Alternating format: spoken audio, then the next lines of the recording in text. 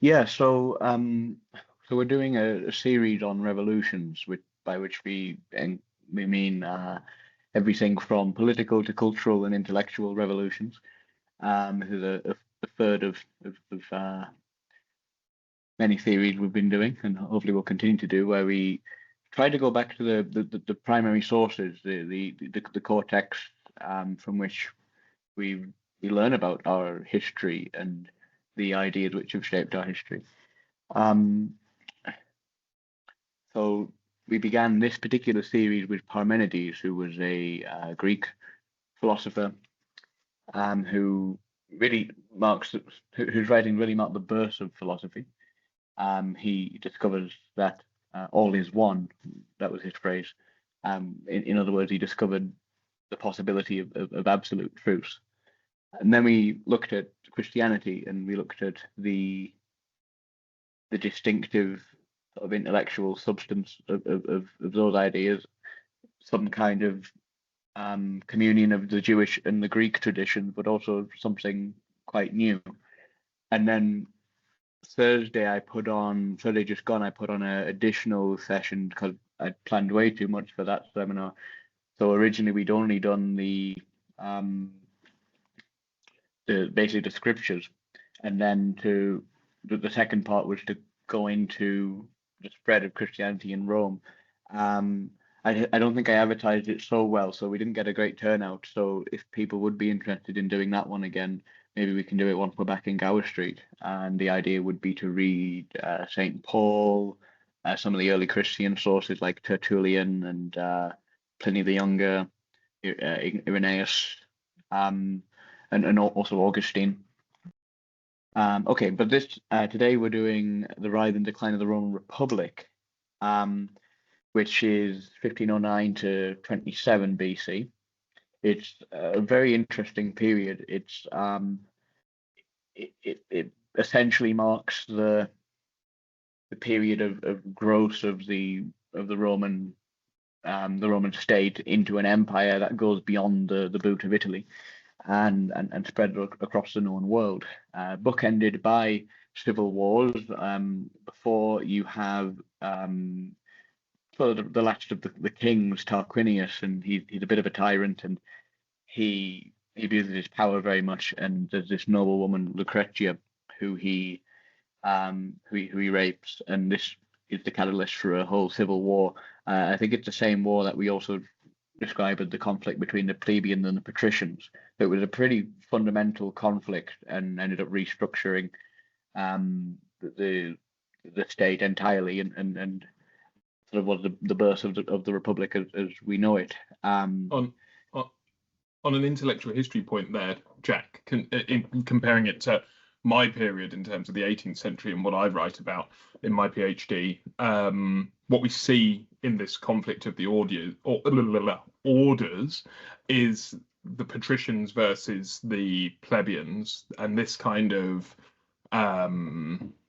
sort of constructive conflict creates institutional innovation. And very similarly, I'm writing about the period in the 18th century where writers like Gibbon are looking back to ancient Rome and are discussing the rise of party and faction in 18th century Europe, and whether it is a good or bad or a positive impact / negative impact on European political constitutions. And the figure that I'm focusing on at the moment, Rapandatorus, who maybe we'll do some seminar on if someone wants a session of Whig history one day, suggests that parties will, by being by creating friction between them, will create a sort of institutional innovation by critiquing constructively, but with a sort of what Machiavelli goes on to term, coming out of sort of Italy, regulated antagonism. So having these kind of bits that fracture and dissonance and dissidence in thought, but still regulated somewhat from the extremes. That's great, thank you, Sam. Indeed, there's definitely some crossover there. It's a pretty critical time for the Romans. On the other end of the Republic, you have another civil war, which is the one we'll look at in most detail today. You have the rise of Julius Caesar in a very extraordinary set of circumstances, where the Republic is seemingly already on the verge of collapse. It sort of degenerated just into competing families, and the outcome of all of this is something like the return of monarchy in a way. It still remains blended, but functionally speaking, it's very much a monarchy. So we'll look at the character of Augustus and why, how that happened. But also, it's the height of political and moral excellence. You have all these great figures. Plutarch, one of the great Roman historians, who writes all of these lives about the great Greek statesmen and Roman statesmen. Cato is one such figure who Plutarch writes about. Cato was a very stoic figure, the embodiment of republican virtue. We'll study his life a little bit. Cicero, another great statesman and great republican. So if I also just show you some of the territory growth. So the green is sort of where obviously that's Italy, and that's where Rome begins. And so the beginning of this period, they're basically confined to this island, and all of the orange is the Carthaginian territory, and there are some wars with Carthage, which result in them taking that territory sort of by the time of the Republic, and then obviously this is where they end up spreading successively over the next 100 or so years. Okay, so some question that we'll think about with the primary sources. What is a republic? For that, we'll look at Cicero. Is it a political structure or merely a moral, ethical structure? Does uncompromising virtue serve a republic, or does it make it impossible to govern? This is particularly in reference to Cato. Did Caesar destroy the republic, or was his story just showing us that actually the republic had already died? Is peace under empire compensation for the loss of political freedom? Is a republic possible without true justice? That's particularly Augustine speaking there. And finally, do republics fall because of moral decay, political design, or historical necessity? And different historians have different sort of views on that. And so as we sort of read through, you're more than welcome to interject, and I may raise some questions to see if we can understand this together. Okay, so this is from book 1 of Cicero's De Republica. The character Scipio, who was a general in the Carthage War, I think, he tells us, he gives us this definition to start with, that a commonwealth is the property of a people, but a people is not any collection of human beings brought together in any thought of way, but an assemblage of people in large numbers associated in an agreement with respect to justice and a partnership for the common good. So first off, we have a very specific claim. You can't just bring people together under any set of ideas, but there has to be a core agreement on what constitutes justice and the public good. Otherwise, they can't be a commonwealth, they can't be a state. But he goes on to say, the first cause of such an association isn't just weakness of the individual, but a certain social spirit which nature has implanted in man. Man is not a solitary, unsocial creature, but born with such a nature that not even under conditions of great prosperity of every sort is he willing to be isolated from his fellow men. So Cicero clearly believes that the commonwealth is something like the fulfillment of man. That man is not made to be alone, to rule himself independently of his fellow men, but that a higher mode of living is for men to come together and to learn how to govern themselves as a collective, but in which each individual is represented and has rights and so forth. But he supplements this with a what would you call it? I don't want to say psychology, but he has a theory which is very sensitive to human psychology about what the stability of a republic actually would reside in. So he begins with an aristocracy. Just as an excess of power in the hands of the aristocrats results in the overthrow of an aristocracy, so liberty itself reduces the people who possess it in too great degree to servitude. But everything which is in excess is usually changed into its opposite, and this is especially true in states, where such excessive liberty, either in nations or in individuals, turns into an excess of servitude. So he begins by making the case that, in effect, too much liberty is going to be the birth of tyranny. It's going to undermine itself. One must have a certain, what would you say, awareness of one's obligation to the state. If one becomes too licentious, if one ceases to take that seriously, the whole project is in great danger. He goes on, this extreme liberty gives birth to a tyrant, and the utterly unjust and cruel servitude of the tyranny. So excess liberty gives birth to tyranny. Why exactly? For out of such an ungoverned, or rather untamed populace, someone is usually chosen as leader against those leading citizens who have already been subjected to persecution and cast down from their leadership. Some bold and depraved man who shamelessly harasses oftentimes even those who have deserved well of the state and curry favour with the people by bestowing upon them the property of others as well as his own.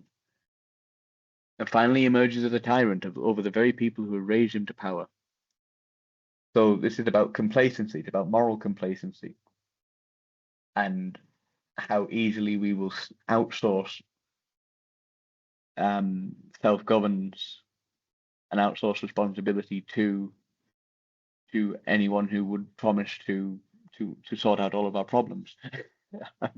It's a common pattern in history, but Cicero is very acutely aware of it. I think it's something he sees very much happening in his own day, as we'll see. Okay, he gives us just an extra detail here. If the better citizens overthrow such a tyrant, as often happens, then the state is re-established. But if it is the bolder sort who do so, then we have the oligarchy, which is only a tyranny of another kind.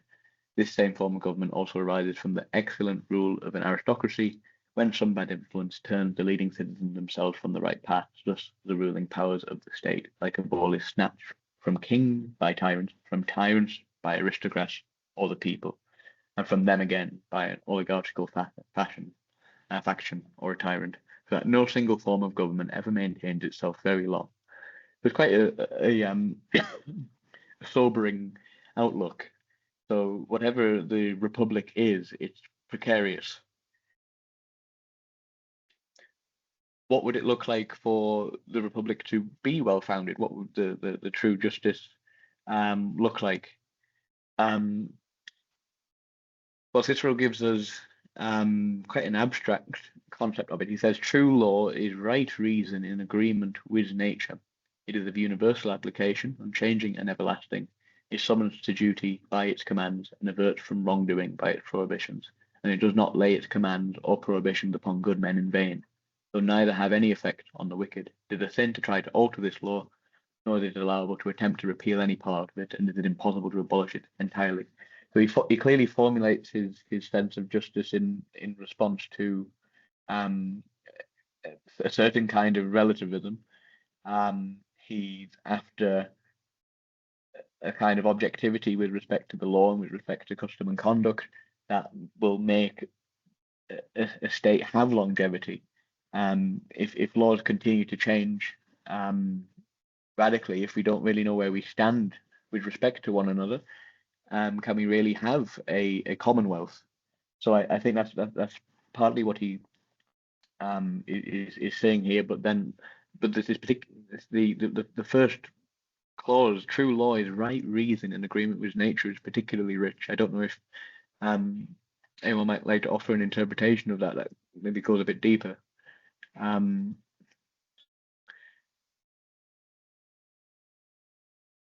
Particularly this nature. I can see that we've got a question, Jack, from Sayek in the chat. Oh about yeah. this conception of the state here, and how does it compare to a nation state. And I think in relation to what you just said about unchanging and everlasting, basically bonds, it's very different to a Hobbesian sense of the state, which would be that it's kind of the domination and the kind of coerciveness of power and who maintains that. Mm, Rather absolutely. here, for Cicero, even if you were, say, invaded and dominated by an external force, it wouldn't change the everlasting fact that the state is formed by people interacting and sort of abiding by these kind of laws and norms and mores.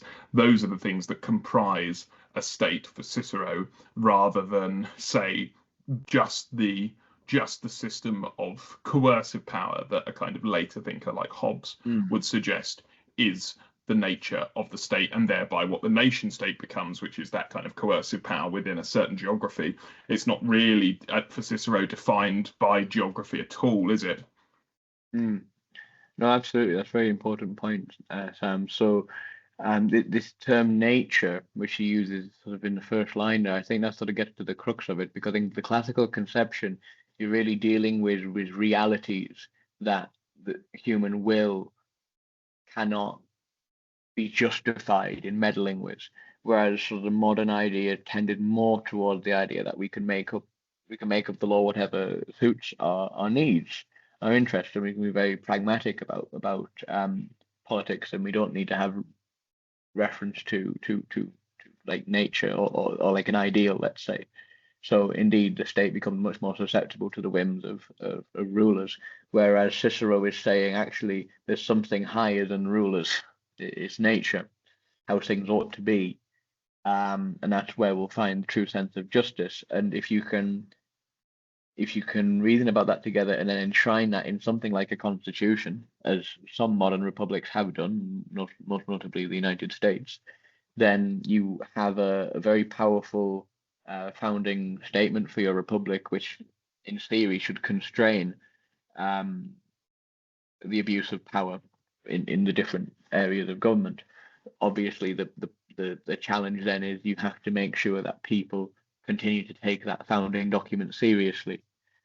Um, so if people lose faith in the project of the Commonwealth, then this is no longer tenable. Um, so education becomes very important, and the imbuing of a sense of civic duty. So And actually, again, Sinan has said that the conception sounds like a nation as opposed to a state, an ideological society of sorts without fixed borders. I would totally agree with that.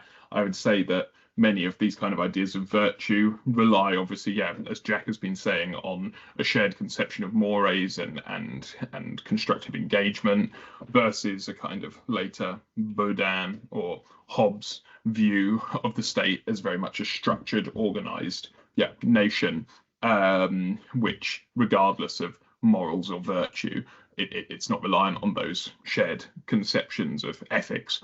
It relies solely on a much more rigid structural basis, and actually much of that is when the ancients are being rediscovered by Enlightenment scholars, that divide between sort of early modern interpretations of the state and this idea of an ancient republican virtue, which becomes, very much in vogue during the English Civil War, so sort of just precursoring the Enlightenment.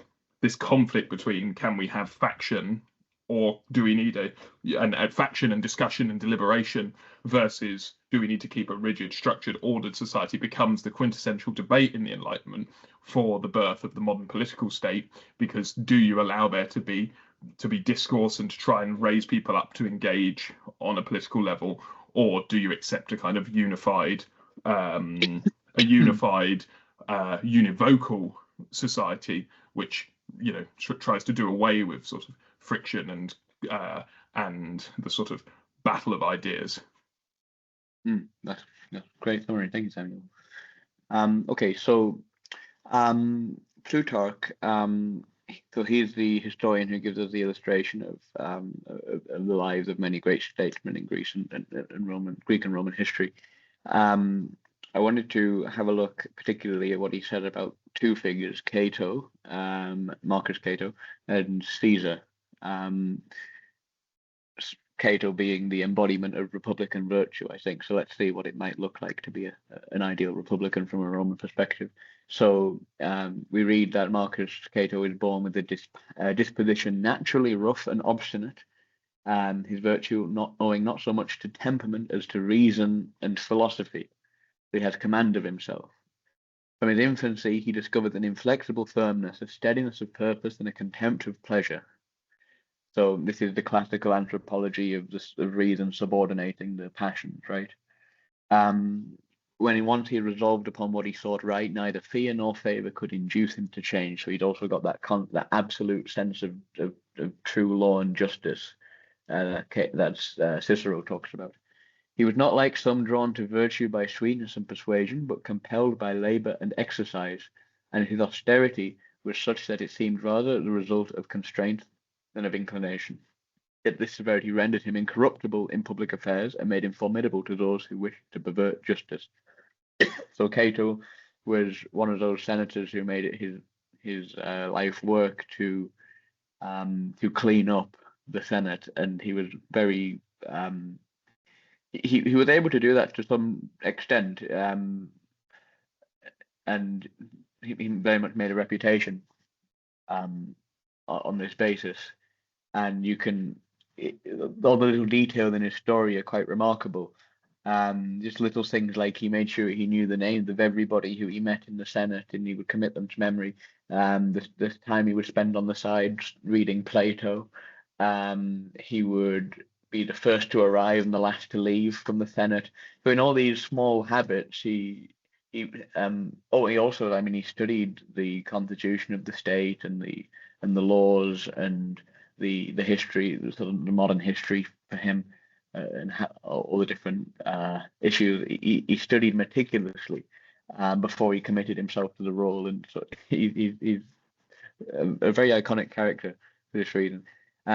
Plutarch goes on, when he saw the constitution sinking and liberty already lost in everything but name, he resolved at least not to betray it by his silence. So he's standing up for the Commonwealth, a voice for an authentic Commonwealth.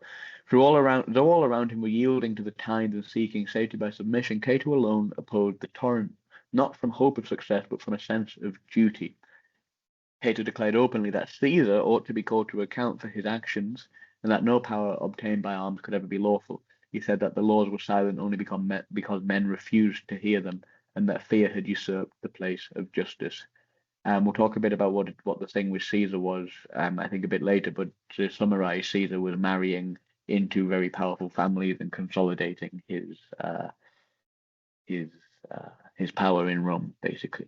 And Cato could see right through it. And then finally, finding that the wound he had given himself was not mortal and that the surgeons were endeavoring to save him, he tore open the wound with his hand and thus ended his life, maintaining to the last that liberty which he could no longer preserve for his country. So that's in reference to Caesar does eventually become consul, and I think this is before Caesar actually takes over as what do you call it, as ruler of Rome. I think he's just a consul at this time, but he does. He'd retreated to North Africa, I think, hadn't he? It's possible. To Utica or Utica, I think. Utica. Okay. He, in any case, the circumstances were such that he perceived Cato to be really the only real threat to him in the Senate, and so he had him arrested and basically offered him exile or suicide and that kind of story. Very similar to Socrates, actually. Okay. Let's contrast this with Caesar. The first thing we're told by Plutarch, the family of the Caesars were descended from Iulius, who was the son of Aeneas and founder of Alba Longa. Some say he was the son of Aeneas by Creusa, others by Lavina, but all agree that the Julian family derived its origin from him, and for that reason they were held in high honor at Rome. So so Caesar already born into a very important family. That's the first point. His father died suddenly while he was putting on his shoes in the morning, and his mother Aurelia was a woman of great prudence by whom he was carefully brought up. he married Cornelia, the daughter of Cinna, who had been 4 times consul, and when Sulla ordered him to put her away, he refused, though threatened with death, so that he was forced to hide himself and wander about in disguise until he obtained his pardon through the intercession of the Vestal Virgins and some of his relations. So Caesar's already perceived to be an enemy of the state. So Sulla is ruling Rome at this time. So and they've just come out of a conflict with what's his name? Marius. So the conflict between Sulla and Marius was came before Sulla. Marius reformed the military radically so that there was no longer a national army, a national military, but that the soldiers were loyal to particular generals. They were unlanded essentially, and so they would get their lands through service to particular generals. So this created a whole incentive structure for generals to become to compete with one another in the various battlefields, and then to come and conquer Rome for themselves. So this all began with Marius, and so Sulla tried to put an end to this. And so this is the world we're in now. Caesar's family is more allied with Marius, so that's why Sulla is trying to get rid of him. But we already see Caesar's temperament here. He's pretty obstinate that he's going to marry Cornelia, and he's not particularly deterred by Sulla's threats of death.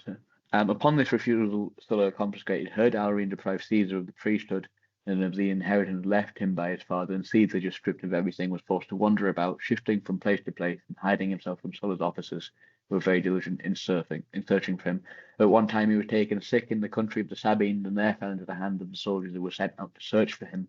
But he bribed their captain with 2 talents and escaped. So he understands power and bribery, and becomes a very prominent theme in his life.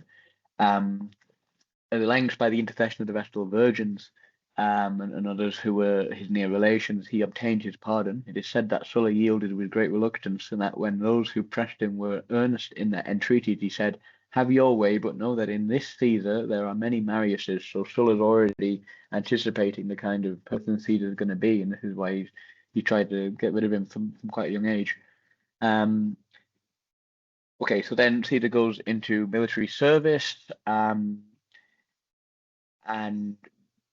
he's actually, him and Cato are very much parallel in this regard. I didn't show you the excerpts from Plutarch's Cato on this point, but Cato also began in military service. As if you're going to go into political power in Rome, you have to begin with military service, and you go from there.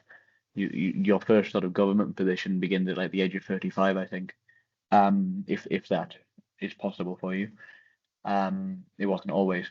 And they're both, in their own ways, they're figures who gain the respect of their soldiers through the kind of discipline they're able to inspire, and also how they themselves submit to that discipline. So they don't tyrannize their soldiers. They very much train them into the kind of fighting force that is required, and they make themselves part of that process. So when Sulla laid down the dictatorship and shortly after died, Caesar returned to Rome and applied himself to the study of eloquence, resolving to pursue the path which led to the greatest power in the state. And that's sort of where you see Caesar and Cato diverge. Cato has a sense of absolute duty to the state, but for Caesar, he's doing all the same things that someone like Cato would do. He studies philosophy and eloquence, and he makes himself a great general. But his ambition is different. His ambition is power. We have from Plutarch a very interesting anecdote where we see Caesar's first moves in the public eye, and it essentially boils down to populism. He brings back the statues and trophies of Marius, who was a populist figure. Marius was the guy who reformed the military. Sulla had thrown down and abolished all those for fear of another insurrection. So So Caesar's bringing back the symbolic, all of the symbolic significance of Marius there. Um, and then later on we read he adorns the forum with porticos, the circuses with new decorations, exhibited combats of wild beasts and gladiators. So you have all the like the bread and circus type stuff. Just before that, very interesting detail. Caesar began to expend vast sums of money on public shows and entertainments, far exceeding all who had gone before him. He just spends all the money he can. He very much he plays the socialite. He hosts parties. He gets sponsors. He gets himself into considerable debt, as we see at the bottom. He seems to value popularity above all other advantages and to look upon money as a means only to acquire power. He ends up going to Spain to make some of that debt back up. Okay, and then final paragraph, I think this is really interesting. Caesar had long ago resolved upon the overthrow of Pompey. Pompey is one of the other major families, and they sort of intermarry. So it's a bit complicated, but one of the nieces, isn't it? One of exactly. Yeah. Part of the. Have we mentioned the triumvirate? And we have not mentioned the triumvirate. Between Pompey, Caesar, and Crassus, isn't it? Exactly, yeah. So Crassus is sort of mediating between Caesar and Pompey here. The triumvirate. But it's extra parliamentary, if we're going to use that language, exactly. in the sense that it's not a political organization licensed by the Senate or anything. Exactly, and it sort of serves as a check against the Senate. Is that right, Sam? I would definitely say so. Yeah. Yeah, exactly. So they sort of counter each other. But because it's a bit like sorry, Jack, I don't mean to talk over you, and I'll shut up in a moment. But it's almost a bit like the things you hear today, like the politicians in the Senate are all just a group of kind of middle of the road kind of politicians who aren't really interested in substantiating any of their claims or really acting on much. So we need to kind of form, as you say, a check on it to see like how we can benefit. Basically, sectional interest groups, Pompey, the military, Caesar, somewhat the military as well, but also sort of like giving land and like basically sort of being a veterans minister, giving land to the troops, that sort of thing after they retire. And Crassus is interested in finance and tax and sort of that side of things, and Pompey is the big military general who inspires sort of thing. Exactly, that's great. Thank you, Sam. Yes, so Caesar secretly is resolved to overthrow Pompey. Crassus dies in Parthia, and so now Caesar has nothing really standing in his way. But Caesar had entertained this design from the beginning against his rivals and has retired like an expert wrestler to prepare himself apart from the combat. Making the Gallic wars his exercise ground, he had at once improved the strength of his soldiery and had heightened his own glory by his great actions, so that he was looked on as one who might challenge comparison with Pompey. Nor did he let go any of those advantages, which were now given him both by Pompey himself and the time and the ill government of Rome, where all who were candidates for offices publicly gave money and without any shame bribed the people who, having received their pay, did not contend for their benefactors with their bare suffrages, but with bows, swords, and slings, that, after having many times stained the place of election with blood of men killed upon the spot, they left the city at last without a government at all, to be carried about like a ship, without a pilot to steer her, while all who had any wisdom, who was sent by him to Rome, standing before the Senate house one day and being told that the Senate would not give Caesar longer time in his government, clapped his hand on the hilt of his sword and said, "But this shall." So he resolved to take Rome by force. And the Gallic Wars reference there, so that's the period between sort of when Caesar had first come into the public eye in Rome and spending all of this money. He then goes back into combat, and he conquers Gaul, and he also makes the trip over to Britain and then leaves because there's not much there. And he goes over the Alps. That's also quite a famous episode. So yeah, remarkable. and he uses all of this essentially as practice for this idea he has of overthrowing Pompeii in the future. I think he's in Gaul for about 10 years or so. So it's very much long-term thinking. Okay, and then we're quite familiar with the rest of the story. So Caesar then gets assassinated, and so this this whole narrative, particularly these two characters, but also their context, sort of raise some very interesting question with regard to when was it exactly that the Republic was lost?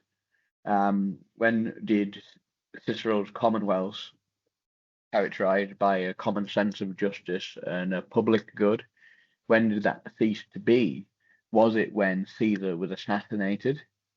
The death of the legitimate monarch, depending how you look at it, or was it when Crassus died, leading Caesar to overthrow Pompey, with this kind of major conflict at the beginning of a civil war? Almost, was that the end of the Republic, or was it when Caesar as consul imprisoned Cato and that abuse of power? Um, or was it before all of this even, when Caesar exhibits the tendencies of sort of populism and winning over the people through lavish spending and symbolic gestures? Um, or was Sulla to blame, or even Marius, who created the whole system in which Caesar and Pompey could um, gather their armies and engage one another in this kind of a conflict? So you keep tracing it back, and then you ask, was there ever a republic? And indeed there was, but it it's very short-lived, and indeed it points to Cicero's Cicero's anxiety about this. And I would say Sulla is massively underrepresented in this because ultimately he marches on Rome just as eventually Caesar will, crossing the Rubicon famously, which is only a tiny, very unexciting river every time, because to cross a Rubicon is obviously a idiom now, but the actual, if you look at pictures of the Rubicon, uh, it's a tiny little stream, so it's really not very grand for this great crossing the Rubicon into Rome. But Sulla had marched on Rome. Sulla had established a dictatorship. And historians are now starting to, in this kind of vogue of questioning kind of big men of history idea, that it was somehow Caesar who single-handedly ended it. Well, the kind of normative side, the norms of Rome had been destroyed already by Sulla establishing his dictatorship, by using violence to gain political power. Admittedly, like Cincinnatus, Mhm. Sulla had returned to his plough, but ultimately those norms were already broken by Sulla doing that. So it kind of laid the groundwork. People basically stopped believing in those virtues that we were discussing earlier because they'd accepted Sulla doing what he did. Sulla had done it with an eye to restore Republican virtue, yes, allegedly, and therefore resigns from his post as dictator. But he Yes. still does most of the same things and fractures the state in that way, Mhm. arguably Yes. enabling Caesar. Yes. No. Absolutely. Mm. Absolutely. We'll see that Augustus does something very similar, where he amasses power and then resigns it cleverly, and but then Augustus goes to gain more power. Um, but it's interesting that Sulla sort of pursues this course of action in response to Marius's, I think, quite liberal approach to governance, and his call it a popular approach to governance. Um, I think from Cicero's perspective, both of them have failed quite critically to uphold the Commonwealth, and yet Sulla is sort of, as it were, views himself as responding in order to save it. But indeed, as you say, he really makes the situation much more dire, um, because he establishes the precedent that will sort of continue through for the next 100 years or so. Um, okay. Um, Tacitus. Tacitus is the second of our Roman historian that we'll have a look at. Tacitus had a beautifully terse style of writing, which was captured for us in English most beautifully by Cynthia Damon. It's a very beautiful translation of the Annals. And he begins by giving us a very brief summary of the situation as we've sort of studied it. He has a very particular perspective on the Republic and what it was and what it could be. The city of Rome was originally in the hands of kings. Liberty and the consulship were instituted by Lucius Brutus. Dictatorships were assumed temporarily. The Board of Ten did not exercise control beyond a 2-year period, nor was military tribunes consular authority long prevalent. Neither Cinna's regime nor Sulla's was lengthy. The power of Pompey and Crassus quickly gave way to Caesar, likewise the armies of Lepidus and Antony to Augustus, who as first citizen received everything, weary as it was from civil strife, into his command. It's a brilliant paragraph, but it just sweeps through the history and shows that it just changed so much, and nothing really ever seems to remain fixed. And if you try and locate where exactly the Commonwealth is, well, is it here with Lucius Brutus? Liberty and the consulship were instituted by Lucius Brutus. I guess that's where it is. Which dictatorships assumed temporarily, so it's still precarious. So yeah, you don't really, beside that reference, you don't really see it. The Roman people of old, their successes and misfortune, writers of renown produce a record, and the tales of Augustus' times did not lack reputable talents until the spread of flattery proved a deterrent. The affairs of Tiberius and Gaius, Claudius and Nero, in their prosperity, were falsified through fear, after their fall were written with hatred still fresh. This is in reference to the time Tacitus is living through the succession of emperors from Augustus to Tiberius, Gaius, Claudius, Nero, all of whom are pretty controversial figures, especially Tiberius and Nero, not particularly well respected or relatable rulers. Augustus is at least a bit more formidable, but he's the beginning of the sort of the return of the monarchy, let's say. And he's referencing specifically that it wasn't so possible to write the histories of these emperors because of their particular approach to government, which was to suppress all dissent. So that's also partly why Tacitus's writing style very terse but also very opaque. So you have to read quite carefully to see what he's referencing. It's so it's so dense. Okay, so he goes on to give his interpretation. After Brutus and Cassius were killed, the state was no longer armed. Sextus Pompey was crushed in Sicily, with Lepidus discarded and Antony dead. The only Julian faction leader left was Octavian, who then dropped the triumvir title, which is the opposition to the Senate, as we were saying. He says, actually, I am a consul, he proclaimed, content with tribunician authority for protecting the populace. He almost makes the tribunate the consulate, just for his own convenience.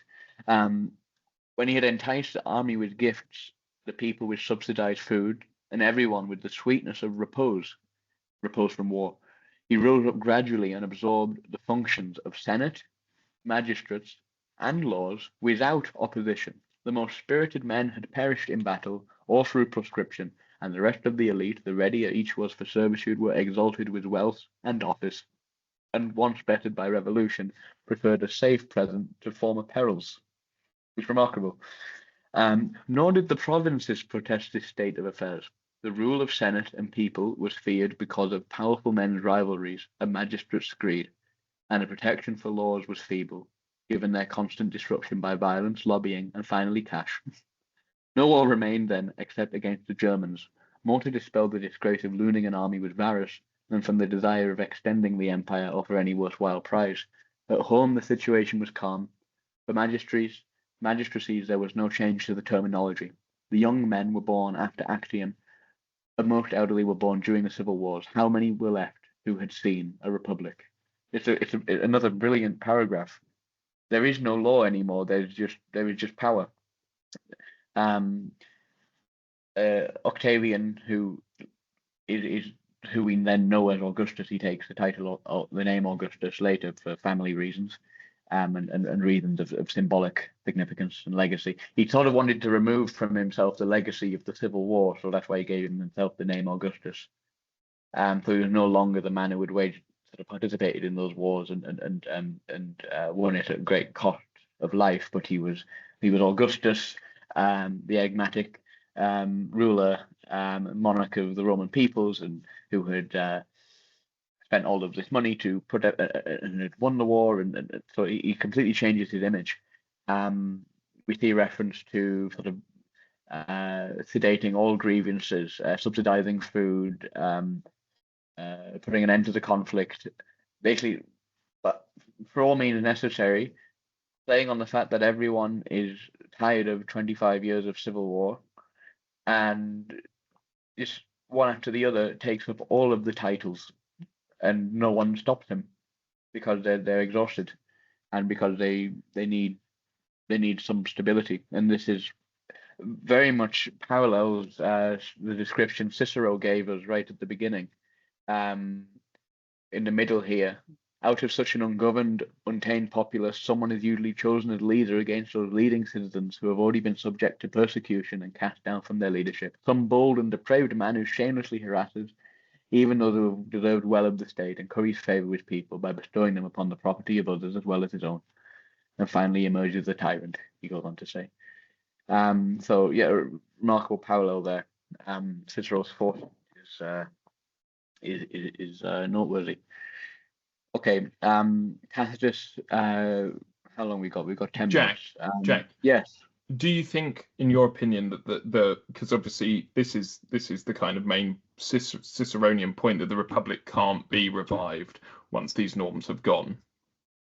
Do you think by this point there's no chance of a Republican revival? Because even for when Caesar dies, for example, there is a opportunity for a Republican revival, but why can it not happen? I think is an interesting point. And why do Republican virtues, these kind of things, take centuries and centuries to, reassert themselves? Goodness, yeah, that's a great question. It seems like it's much easier to say why they decline than why they actually arrived in the first place, and why they arrived is a bit of a mystery. It's part civil discontent, but it has to be a civil discontent that's very conscious of itself, very aware, very learned, understands exactly why they are discontent. And it's not because they don't have enough money, or because the current ruler hasn't provided for every whim. It's precisely because they are not ruling themselves. They don't have power, and power for the end of true governance, just governance. So it takes a very special kind of discontent, a discontent that recognizes man's destiny to govern himself. I mean, I do think republicanism, broadly construed, sort of gets to some very deep truths about human nature. That we do desire to rule ourselves, but also to rule ourselves together, and so this sort of tension between individual and communities somehow has to be negotiated. But if you can manage that, then you have something remarkable, because you have the fulfillment of human freedom, and construed as sort of responsible freedom. I think after enough time and after enough scandal, and this particular period that Tacitus is writing in is full of scandal and bloodshed and sedition, and in the Senate and all throughout the government, and it's sort of a tragic story of the sort of accumulation of vices in the context of pure power animating a regime rather than the discipline of law. After suffering all of that, eventually there is hope that people will recover a sense of what they've lost, but it requires a historical consciousness and a political consciousness. Not to sound maybe too Marxist, but but I was going to say, probably agree with him on that. ultimately, it's empire and imperial enthusiasm that kind of stalls any further republican tradition, I would say, in that guys, I mean, that's what Yeah. Professor Richard Watmore talks about in my period, in the death of Mm. Enlightenment. It's that the thing that killed Enlightenment thinking was imperial ambition, and trying to turn what were virtues into kind of beacons of imperial desire. And similarly, we can see this happening in Rome. And it's only when, what's the first republic that suddenly, comes back? Well, it's another 1,000 years on in Florence. I'm drinking a nice glass of Tuscan wine right now. Very good. And in Firenze, there's as the Carolingian Empire falls, and the Holy Roman Empire under Charlemagne falls away, you start to get a sort of guild of merchants and people, and sort of a middling sort of people who start to rethink politics, start to discuss these ideas again, maybe not purely on a kind of Roman tradition, but because they see that they need to debate these ideas for success in their businesses, for their small kind of artisanal businesses and that sort of thing. And ideas start to get deliberated again because there needs to be constructive discourse to make the environment better for emerging talent, emerging intellectualism, emerging. But that is but that only happens when empire dies. You only see republics finally coming back after empires die. So is it imperialism that truly kills republican spirit? And is that, if I wanted to make a controversial modern point, could we be seeing the end of a republic as imperialism is asserted across the globe right now? I think that there's definitely some truth to that comparison. Um, yeah, but it's very interesting.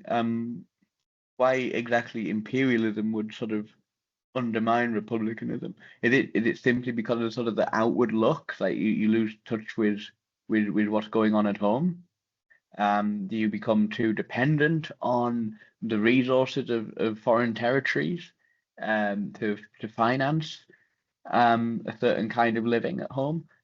So in other words, everything that you produce is no longer domestic, and so in a sense you cease to be sort of responsible for yourselves as citizens in Rome, but you just depend on external peoples who you've subjugated. It's sort of, I mean, that must also be a profound sort of death of identity, right? And so once, as you say, once these empires start to fracture and people maybe start to ask, how do we pick up the pieces? It's sort of with that spirit of sort of, now we have to provide for ourselves, and we have to rediscover the lost arts and crafts and techniques of build of working land, of building great structures and buildings, um, and rebuilding a state gradually from that. But really, and yes, as you say, from the predictability, so that people are deliberating ideas and laws, not just having them asserted, because you can't run a small shipping business or a artisanal watchmakers or woodworkers or whatever if suddenly the state is going to clamp down and say, actually, this is mine and take it. You have to have a process of common, like we were talking about in the Roman Republic, common laws that are deliberated and formed together through discussion and through constructive, a process of critical and constructive engagement on ideas. Exactly. In closing, I'd like to give the last word to Augustine, who's a strange figure because he's of course you would. We've talked about Augustine a lot in previous series. We did one of the seminars on the City of God, and we got to run that twice actually. Augustine is Jack's Derrida for me, which we can tick it off as bingo. Exactly. Bingo tick. That's it. I think that's accurate, Sam.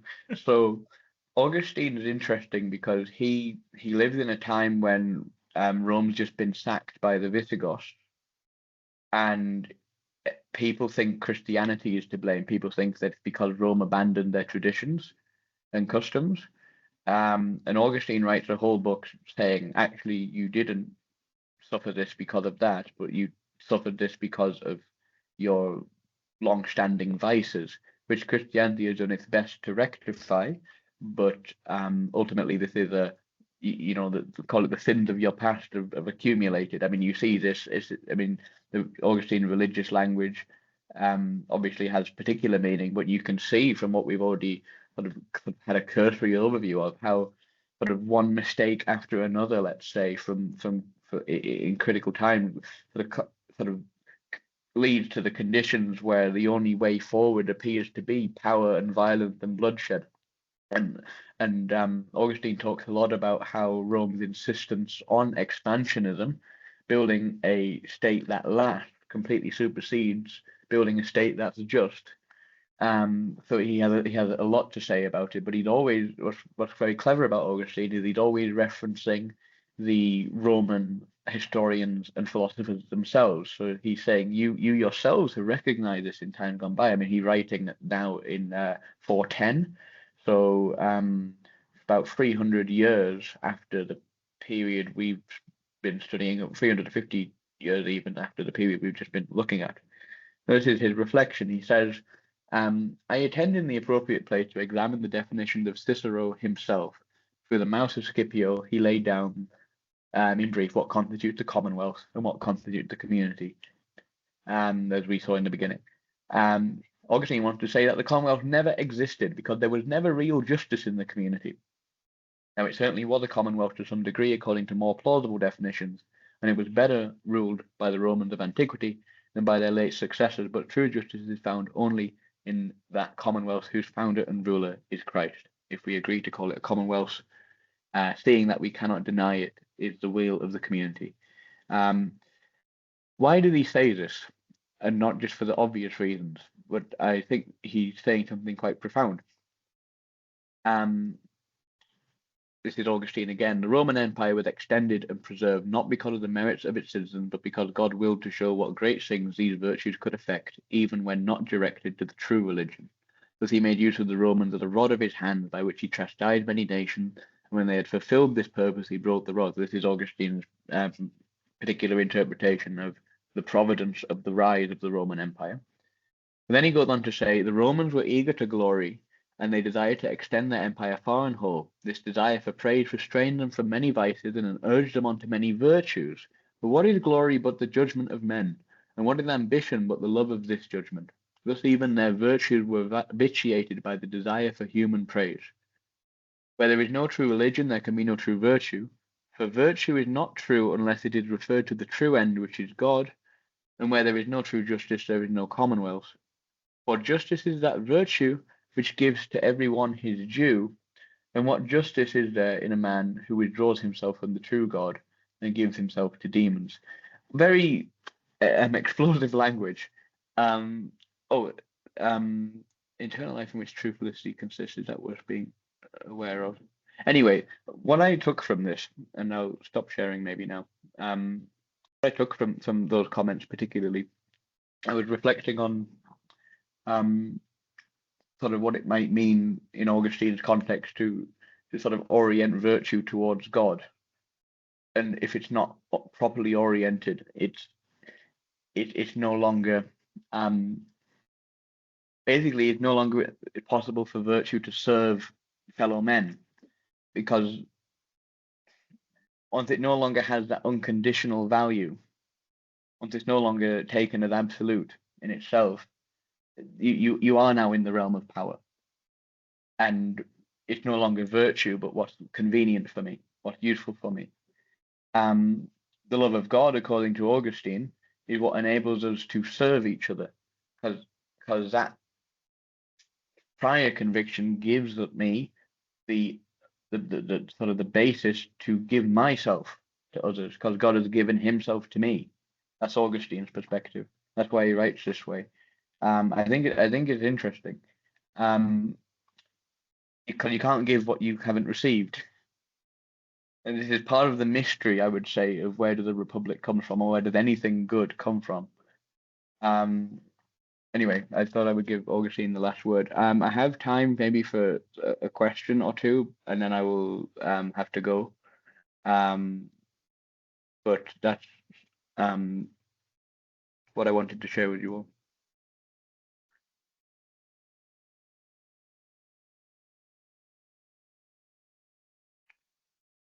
Oh, okay. In that case, Samuel, you're normally much better at segues and closing and anticipating the next session than I am. However, maybe I can give it a go. We have oh, is yours? Oh, never mind. I'll let you speak because it's your seminar on Monday, isn't it? If Sulla showed us how the Roman Republic could be broken, Caesar showed us something more final, the point at which Romans stopped believing it could be put back together. That's where we'll pick up next time, not with who killed the Republic, but with why it could no longer be imagined as a living option at all. We'll be looking at the Gregorian reforms and the Protestant Reformation and the changing concepts of the law and state. And yeah, I'll be exploring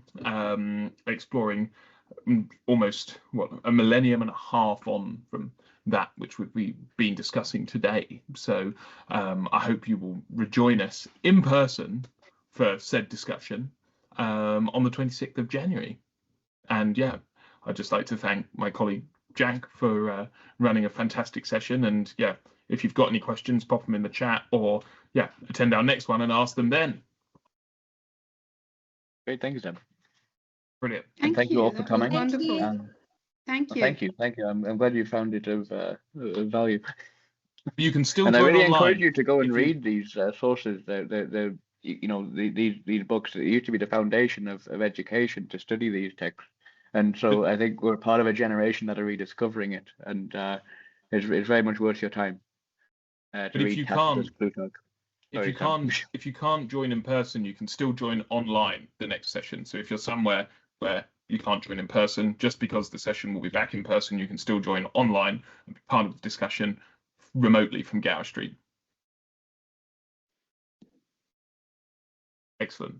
Well, I think we'll call it a day then. Thank you very much indeed, everyone. Good night. Thank Good night. you. See you soon. Bye. Bye.